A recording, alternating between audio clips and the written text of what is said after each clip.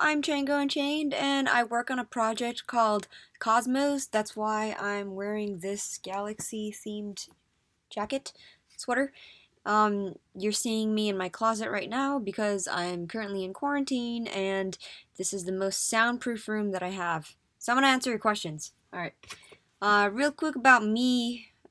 First of all, I started in blockchain in 2014. One of my friends who was mining Bitcoin at the time told me about it.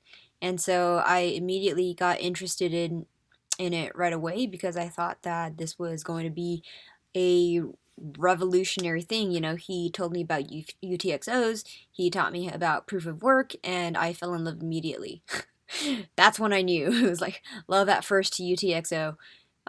Yeah, so anyway, that was almost 6 years ago, and so I ended up just quitting my job at NASA at that time when I found it out. I thought that Bitcoin could be a good passive source of income while I traveled the world to be jobless.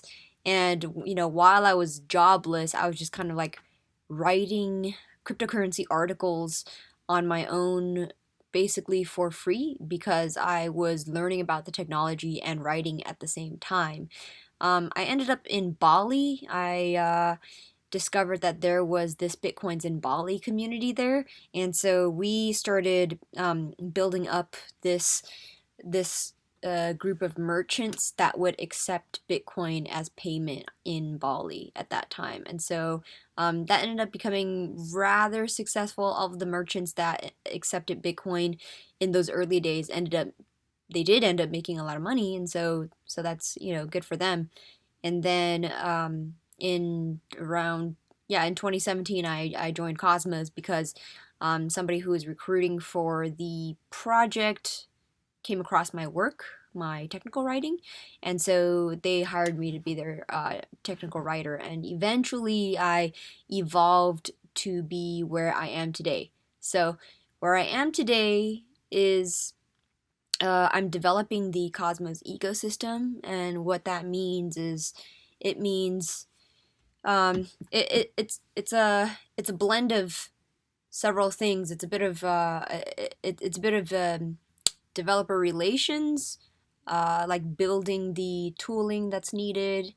There's a little bit of marketing, communications, community, and a bit of strategic partnerships to see which projects in the space out there are right for Tendermint Inc., which is the core project to partner with in order to continue pushing the boundaries of what we can do at Cosmos. So that's basically what I do in a nutshell right now. Okay, all right. I'll go real quickly into your questions. There's about 7 questions, and I'll just answer maybe 5 or 6 of them. Have you ever felt that you've been treated differently in the workplace because of your gender? Give less work or not enough credit? So in the cryptocurrency space, because it's so small, there's not a whole lot of pronounced discrimination that I could tell. So, yeah, I've never felt like I was treated any differently in the blockchain space. Mostly, I felt very comfortable working with a bunch of engineers. All of them are very friendly and they treat me like I'm no different. Except, when I ask technical questions, like one thing that I've noticed with engineers is that they mostly never assumed right away that I knew less than I did. I definitely felt that way when I was hanging around like New York City. I got that sense where these like finance guys or Wall Street guys would treat you differently if you were female, but certainly not in the blockchain space. I never really got that from working with engineers and for as long as I have, so that's a good thing. Could you tell us about a few lessons you learned as a woman in tech? There's definitely fewer of us in tech and especially in blockchain. So I think one of the biggest takeaways is for you not to see yourself as different. At least that's what worked for me. It's that I don't think of myself as any different than my colleagues who are male. And so, my curiosity for learning more and more about how this entire space works, if it means going deeper into the research or crypto economics or even product market fit, I never thought of myself as being in a less advantageous space just because I'm a woman. So if you start off with that assumption, then um, I think you set yourself at a neutral baseline rather than at a negative baseline, just in terms of how you set yourself up mentally, without even considering what other people think of you. So there's that. Can you elaborate on the work you do and what the job entails? Maybe even qualifications for the same. Yeah. So the work that I do right now, given that I am 3 years into the Tendermint team, it is really different from where I started. I started as an individual contributor, which means all I did was pound out technical articles about Cosmos technology because it's a very, very highly technical project and not a lot of people understand it. And so it was like, the work was upon me to translate it into layman's so that more people will understand and grasp the technology. So what I do today is a lot different. What I do now is I manage a team. I manage the non-engineering team at Tendermint Inc., which means all of the communications that comes out of Tendermint, and Cosmos, all of the community development work, the educational work, the strategic partnerships, the developer resources. Those are managed by me, and so now I'm kind of a people manager, so to speak. Yeah, so the job. So one of the things that I learned on the job, like one of the most important skill sets that you should acquire in order to succeed in any job, is you need to be really good at communication to be able to communicate your ideas across to other people. Um, be able to be a self-starter. So what that means is you need to have initiative and blend creativity with your technical know-how so that you could um, so that you could really push the boundaries of what you're trying to do, right? If you're resourceful and you're creative with those resources, then you are going to be able to get a lot farther than if you were to think that, okay, like this is how something works and this is all I have. These are the rules and I'm going to play by it. It's I think it's much like if you're resourceful and creative about it, you're going to be set up for more success in the future. And especially if you're going to be able to communicate with other people, and then ultimately follow through on your projects to completion, so that you have this like trail of successes behind you, and then you eventually become the successful person that you imagine yourself becoming when you just started off.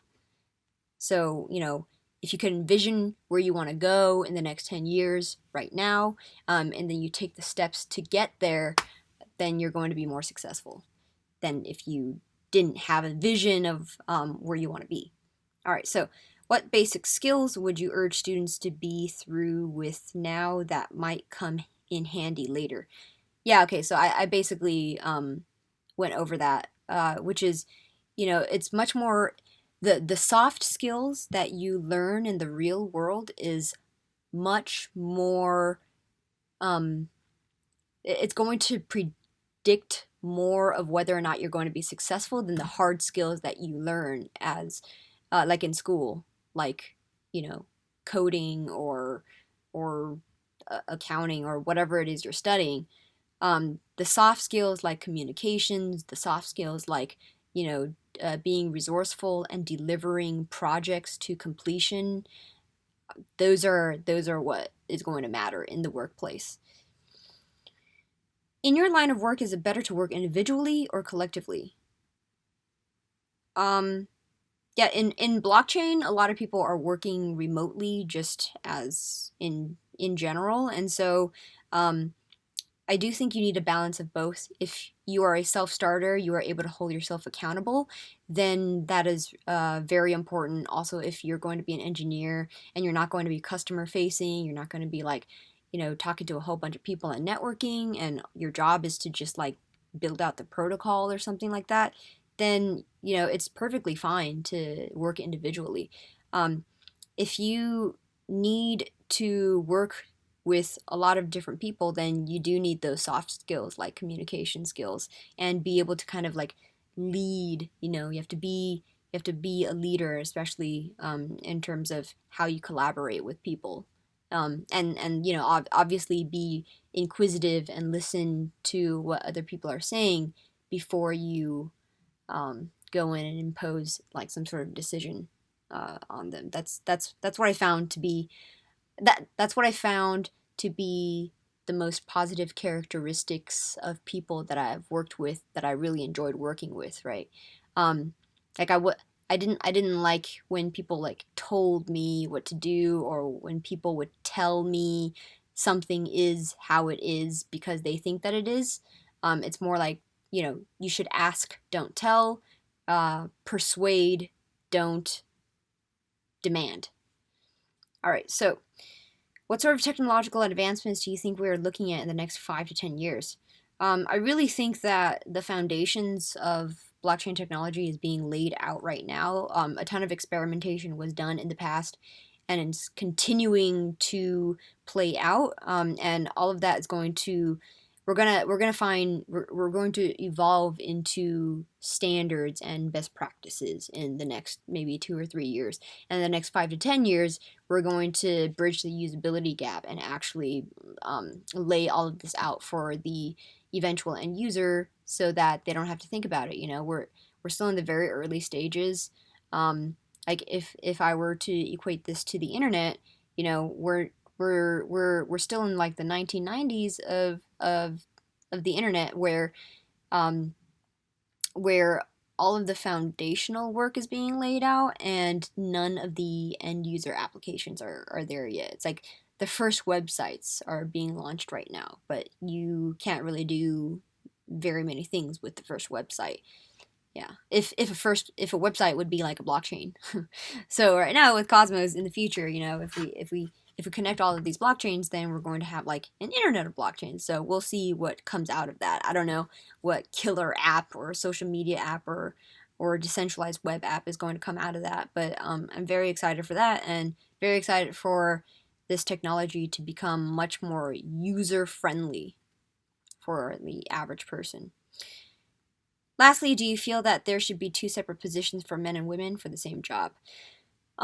Absolutely not. So again, I work off of the premise that I'm no different from any male colleague that I work with. It ultimately boils down to what soft skills and hard skills that you have and what you can contribute.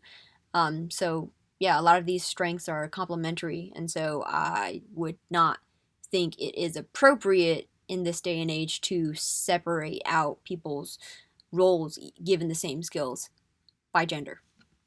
All right, so that covers everything. Thank you so much for your time, and I hope to, I don't know, meet you guys one day in person or see you guys virtually in one of our meetups one day. Thank you.